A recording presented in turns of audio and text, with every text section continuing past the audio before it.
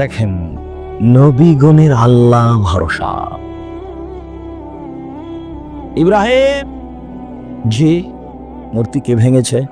আরে আমাকে বলছেন কেন? ওই যে বড়জন কুড়াল ঘাড়ে করে আছে তাকে বলেন। ও কি কথা বলতে পারে? তুমি তো আমাদের ব্যঙ্গ করছো দেখছি। এই যুবকেরা কে আছো?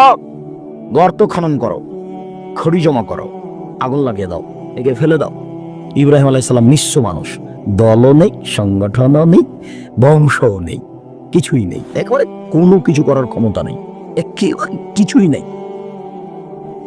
সাথেও কেউ নাই। এই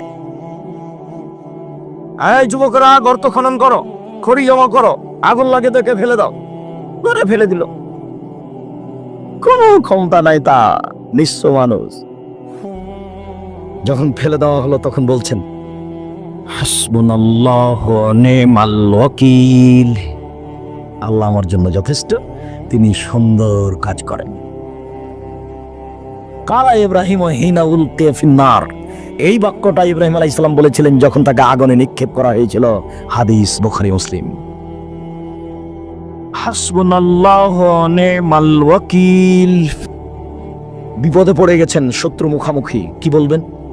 হাসবুনাল্লাহু নি'মাল ওয়াকিল। বক্তব্য শেষ হয়ে গেছে, আমার সামনে আসছে বৃষ্টির মতো ঢেল পাথর। ওই সময়তে আমাকে কোনো পাথর লাগেনি, ঢেল লাগেনি, তবে স্টেজ থেকে নেমে দৌড় দিলাম, এক বাড়িতে গিয়ে উঠলাম, তখন পায়ের স্যান্ডেল ছিল না, ও স্যান্ডেল পরার মতো পরিবেশ ছিল না। তখন আমি বলছিলাম হাসবুনাল্লাহু নি'মাল ওয়াকিল। কতদিন যে এরকম ঘটনা ঘটেছে, এখন ওরকম নেই, এখন মানুষ কিছুটা সহ্য করছে।